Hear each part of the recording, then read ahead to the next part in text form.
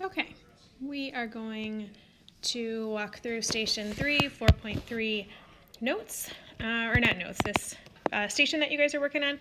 And this one, if you recall, is all about the Pythagorean theorem. So remember that famous Pythagorean theorem that we had talked about? So hopefully you remember it.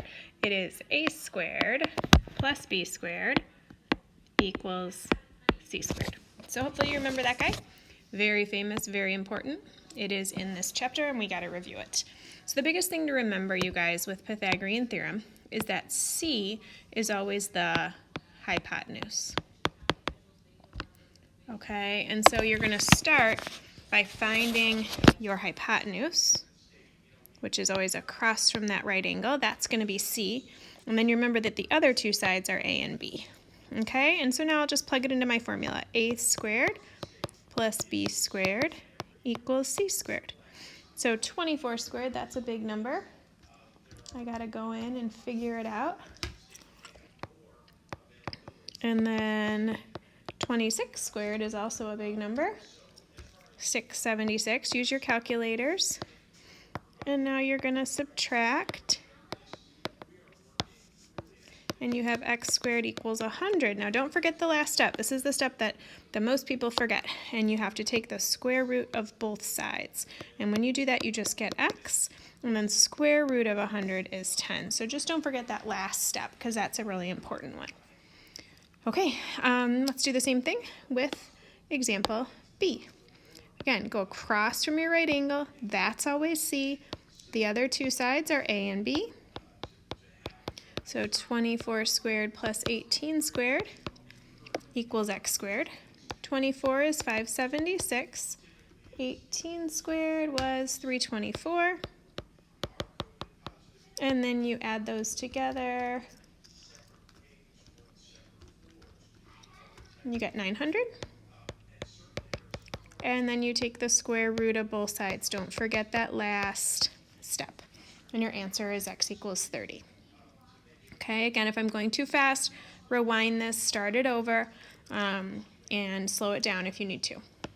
Okay, on page 2, just don't forget, if you have these ones with the square roots, that when you put them in your formula and you take square root and you square it, that they're going to cancel each other out and just get that number, right? So square root of 13 squared is just 13. So remember that when you're doing the ones on this page. On the back, these were the ones with the word problems where you remember we got to get the important information here. So, oops, if I look, I got a 26-foot ladder.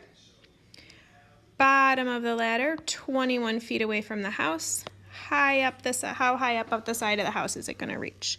So the most important part is to draw your picture correctly. So here we go. I've got the ladder leaning up against the side of the house. So my ladder is 26 feet. Here's the house. Here's the right angle. The bottom is 21 feet. So now I can label A, B, and C, and this is the side I'm trying to find. How high up the side of the house is it? So A squared plus B squared equals C squared.